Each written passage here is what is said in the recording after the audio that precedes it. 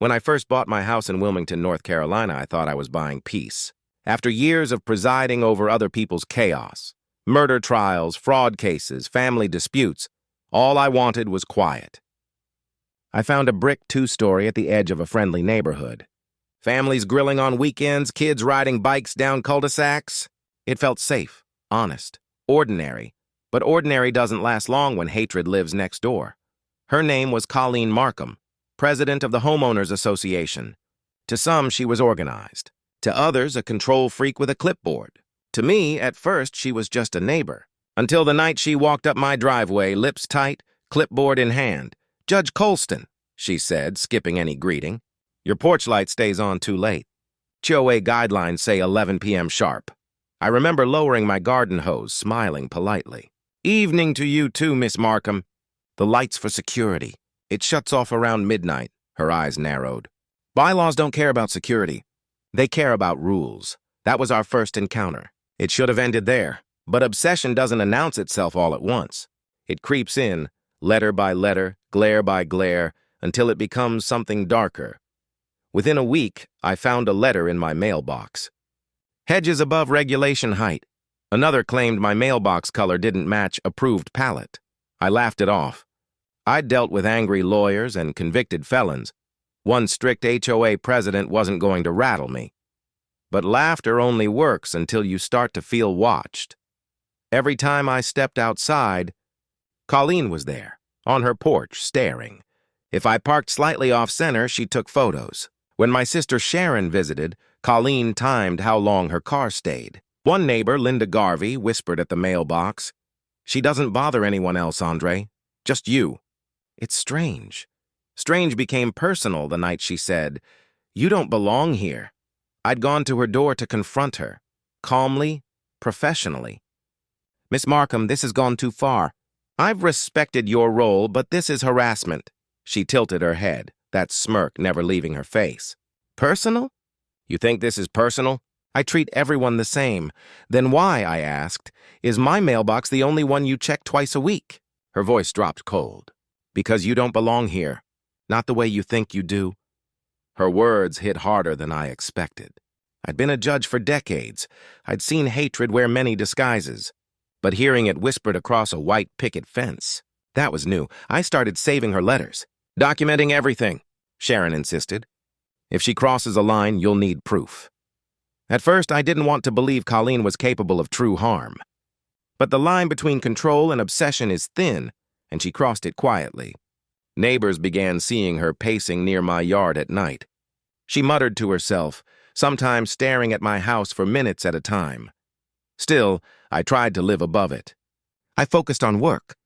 I told myself, she'll get bored. She'll stop. But she didn't. She escalated. She accused me of unauthorized gatherings when my nephew practiced his saxophone on a Saturday afternoon. She filed noise complaints for non-existent parties. At one HOA meeting, when a neighbor thanked me for helping shovel snow, Colleen snapped, "Good deeds don't erase violations."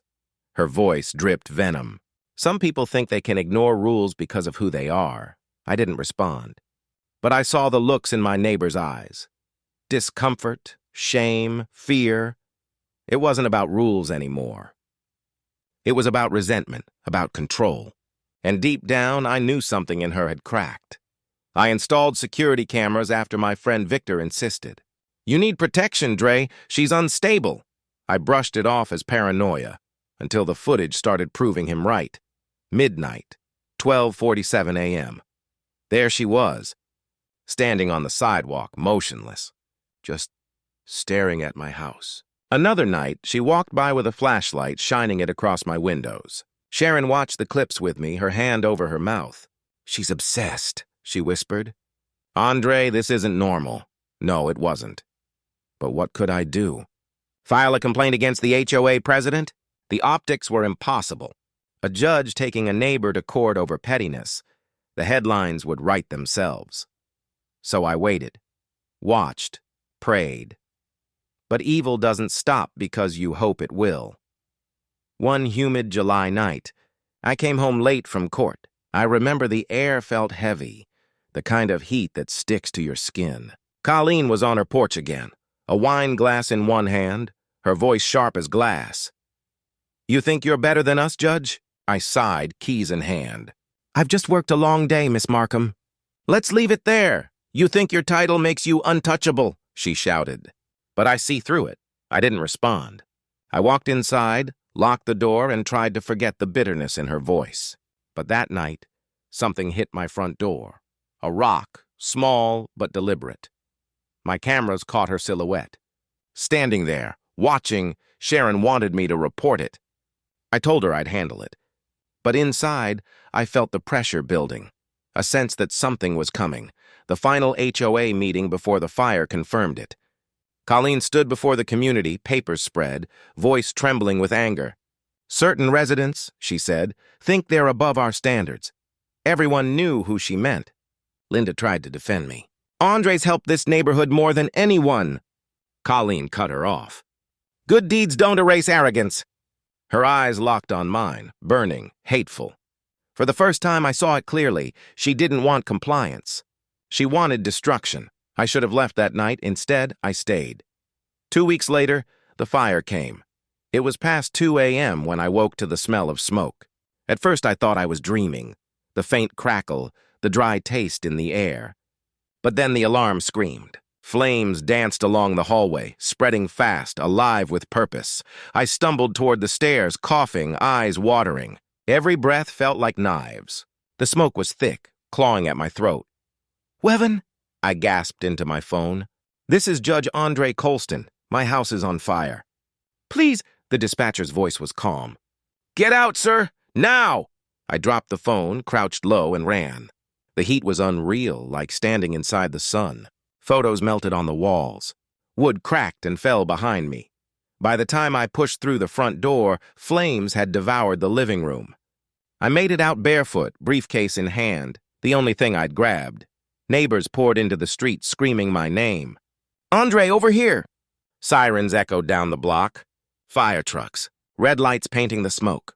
I stood on the curb, watching my home, my sanctuary, crumble. And in the blur of chaos and disbelief, one thought kept hammering in my skull. She did this. Colleen Markham burned my house down, and somehow I knew this was far from over. When the flames finally died, silence took over. Not peace, the heavy silence that follows destruction. My house was gone. 20 years of memories reduced to ash and smoke. I stood barefoot on wet pavement, the taste of soot on my tongue, watching firemen sift through what used to be my living room. One of them, a young guy with tired eyes, approached me. "Sir, I'm sorry. We found signs of accelerant. This wasn't an accident." His words landed like a hammer. My pulse slowed, my chest tightened. "Accelerant?" I asked. He nodded grimly. "Gasoline, most likely. Someone wanted this to burn." I didn't need to hear more. In my gut, I already knew who that someone was. Within hours, police cars lined the street. Officers questioned neighbors, combed through debris. Detective Harper, a veteran I'd seen in court dozens of times, approached me gently. "Andre," he said, "I'll be honest. We've got reason to believe this was arson. We'll do everything we can." I could see it in his eyes, sympathy mixed with disbelief. How could a judge, a man of law, become the victim of something this personal? When they found the security footage, doubt vanished. The camera by my driveway had survived, its lens cracked but functional. Harper played the recovered clip for me on his laptop. There she was. Colleen Markham, the 42 a.m., a dark coat, a gas can in her hand. She moved like someone rehearsed, quick, quiet, deliberate. When the flame caught, she didn't run. She stood there for a second, watching the fire bloom, watching my house ignite, then she walked away. I felt my knees weaken. Decades of controlling my emotions in court gone in an instant. My voice cracked when I whispered, "That's her. That's Colleen Markham." The next morning, she was arrested, charged with first-degree arson, attempted murder, and criminal harassment. I should have felt relief. Instead, I felt something darker: exhaustion, disbelief, sorrow. How had it come to this? How had a neighbor's obsession turned into this nightmare? News spread fast. HOA president arrested for burning judge's home, and headlines everywhere. Reporters camped outside the courthouse. Cameras flashed when I arrived to give my statement. But what people didn't see was the private part. The sleepless nights, the nightmares replaying the fire, the guilt that whispered. You should have seen it coming. When the trial began, I wasn't Judge Colston anymore. I was just a victim, sitting where others once sat, watching the system I'd served my whole life decide justice for me. The prosecution laid out everything, the threats, the footage, the letters, even her search history. How to burn wood fast, how long before gasoline evaporates. It was all there. When Colleen entered the courtroom, I barely recognized her. The polished perfection was gone. She looked hollow, eyes darting, jaw tight. Still, when our eyes met, she smiled, a small, chilling smile that made my stomach turn. Her lawyer tried to argue mental instability. She wasn't in her right mind, Your Honor, he said. This was obsession, not intention, but I knew better. Obsession is still a choice. When the prosecutor played the surveillance video, the room went silent. The flame flickered on the screen, small at first, then roaring. Every juror's face hardened. Colleen looked down, hands trembling, whispering something under her breath. I couldn't hear what she said, but I could read her lips. He deserved it. That broke me. In that moment, I realized this wasn't just about me. It was about control, power, and prejudice. The way some people convince themselves that others don't belong, even when they've done nothing wrong. The defense tried to delay sentencing with psychiatric evaluations, but the evidence was unshakable. After weeks of testimony, the jury took less than 3 hours. Guilty, the foreman said. The words echoed in my chest like a gavel strike. Colleen Markham was sentenced to 25 years in prison. No parole for the first 15. As the verdict was read, she didn't cry. She didn't plead. She just stared straight at me, eyes empty. Part of me expected satisfaction, closure. But what I felt instead was nothing, just a hollow ache where peace should have been. Because no sentence could rebuild what she'd taken. After court, I walked outside into the sunlight. The same reporters, the same flashing cameras. Someone shouted, "Judge Colston, do you forgive her?" Forgive. I didn't answer. Not then. Because forgiveness isn't a verdict. It's a war you fight inside your own heart. Months passed.